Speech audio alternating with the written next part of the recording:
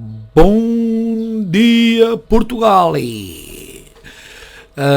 Bom dia, pessoal, como é que estão todos? Quem é que se lembra deste Good Morning Vietnam de grande Robbie Williams?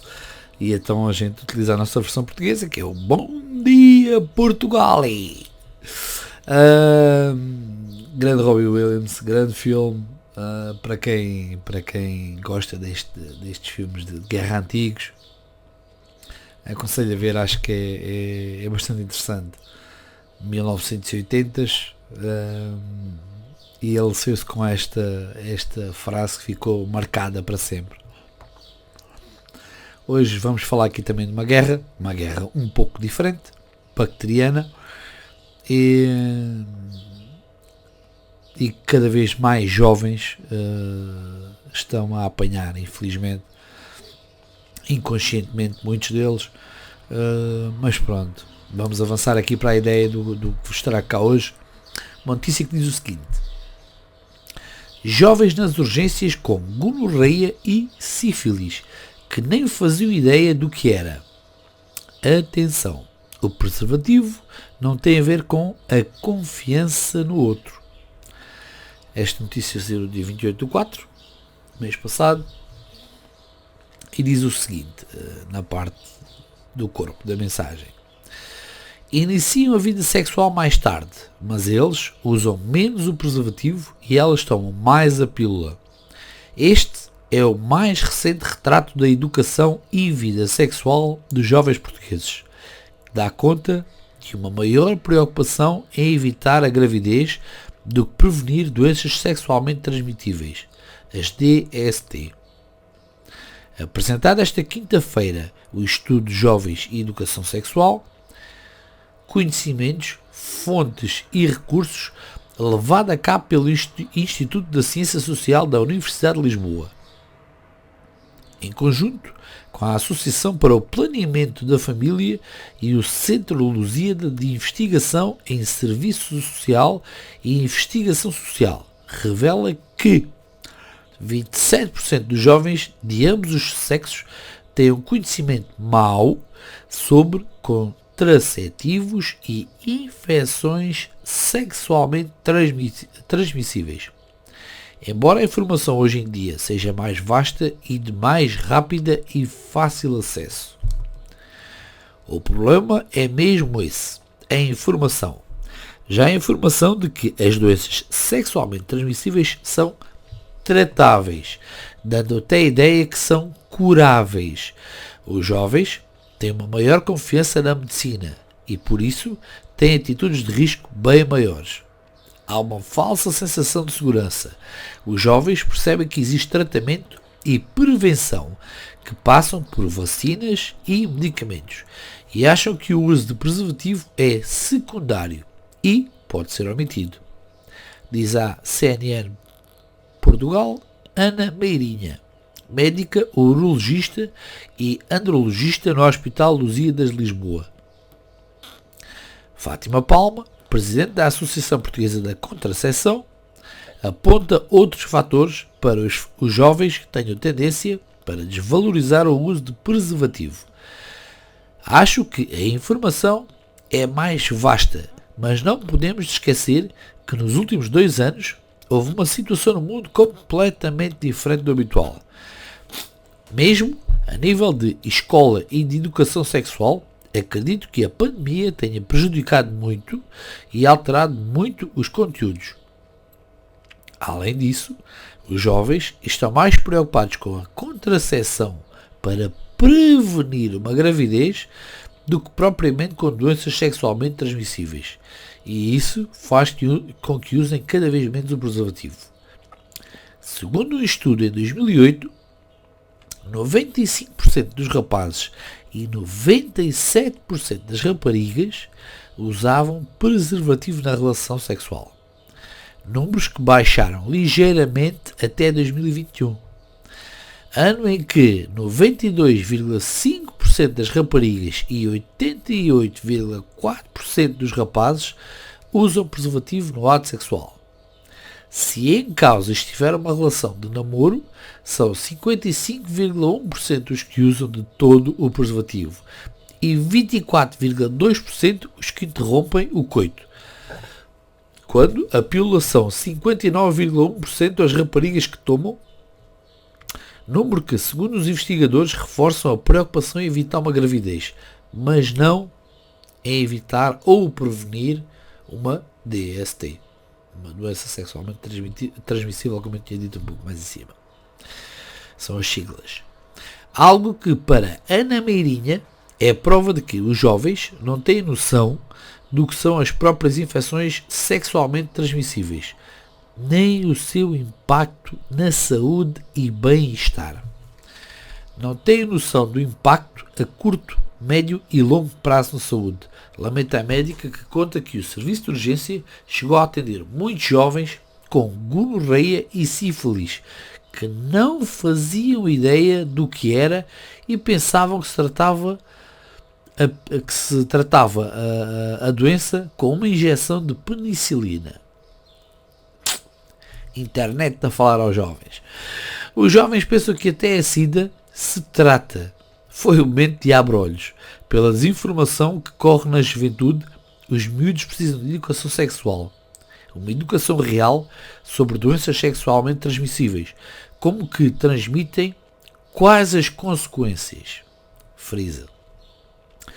Em relação, por exemplo, à SIDA, infelizmente, eu penso que li um artigo em 2019, se não me falha a memória, em que tivemos, nos últimos 10 anos, um aumento de 66%, se não me falha a memória. Foi assim um número de loucos, completamente loucos. E com o pessoal a pensar que tem tratamento, enfim. Mas continuemos. Para Fátima Palma, ainda existe muito desconhecimento quanto às DST por parte dos jovens, o que faz com que o preservativo seja menos usado e este comportamento de risco traga mais facilmente consequências. Ela disse ainda, a dona Fátima Palma, eu trabalho com adolescentes e eles ligam muito às DST, à SIDA, que para eles é algo que já conhecem e que não é tão frequente. Mas as que realmente importam, como a gonorreia e a clamídia, não sabem o que é. Além disso, confundem muito o uso do preservativo com a confiança no outro. E tal, e que só tive um relacionamento. Ok. Ela só teve um relacionamento. Ou ele, é indiferente. Mas quantos relacionamentos teve esse ele com que a pessoa teve? Ou esse ela com que a pessoa teve? Muitas vezes esquecem desse pequeno pormenor. Ora bem, mais doenças sexualmente transmissíveis em tendências crescente. A CNN Portugal contactou a Direção-Geral de Saúde, a DGS, para obter os dados mais recentes sobre as doenças sexualmente transmissíveis em Portugal. No entanto, não obteve qualquer resposta em tempo útil e a informação existente é escassa e limitada. O portal da transparência apresenta dados relativos à doença de declaração obrigatória, nas quais se incluem algumas DST, mas não há informações mais recentes do que em 2018. Ainda assim, em 2018 foram reportados 663 casos de clamídia, 976 casos de gonorreia, 179 casos de hepatite B, embora esta possa ser transmissível também com a partilha de objetos e não apenas por via sexual, e 996 casos de sífilis não congénita. Segundo o Jornal de Notícias, a clamídia, por exemplo, aumentou 60% em 2017 para 2018. Analisando a evolução de 2015 a 2018, a subida é alarmante.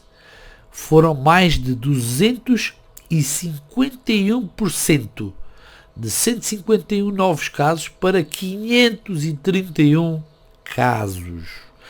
A maior incidência é entre mulheres jovens e heterossexuais, lê-se no site. Em 2017, mais de 2% dos portugueses tinham doenças sexualmente transmissíveis.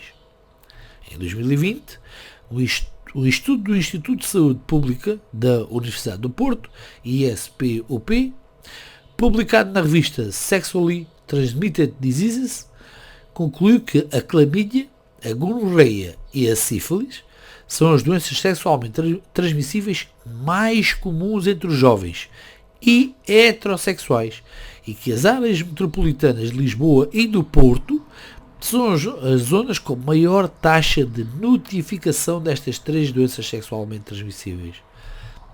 Pessoal, zonas com mais aglomerado de pessoas, de gente, de jovens, pronto, infelizmente acaba por ser normal. Não quer dizer que não haja em todo o país, atenção. Não vão pensar, aquilo é só lá para Lisboa e para o Porto, bora! Não é só em Lisboa e em Porto. Mas continuemos. Dados de 2019 do Instituto Nacional Dr. Ricardo Jorge, INSA, indicam que foram diagnosticados 778 novos casos de infecção por VIH em Portugal. Ora, aí está. Sendo que em 97,3% dos casos a transmissão ocorria por via sexual, com 57,8% a referir contacto heterossexual. Os casos em homens que fazem sexo com homens, HSH, corresponderam a 56,7% dos casos diagnosticados do sexo masculino e apresentam uma idade média de 30 anos. As infecções associadas ao consumo de drogas injetadas constituíram 2,1% dos novos diagnósticos em que é conhecida a via de transmissão, explica o organismo. Ou seja, vocês estão a reparar que os casos a nível sexual são muito, mas muito mais elevados que os casos por, neste caso, consumo de drogas. O que é quase incrível, porque houve uma altura, nos anos 90, em que se pensava que só os drogados é que apanhavam HIV, neste caso. Mas pronto. Continuemos. Quanto ao vírus da papiloma humano, HPV, não há dados sobre o número de infecções, embora este seja um vírus que está na mira das autoridades de saúde e que tem uma campanha de vacinação ativa. Mas, mais uma vez, a médica Ana Meirinha aponta que, para a má comunicação, a especialista defende que é importante incentivar os mais novos à vacinação contra este vírus, mas que é igualmente determinante avisar que não estão protegidos a 100% e que os comportamentos de risco devem ser evitados.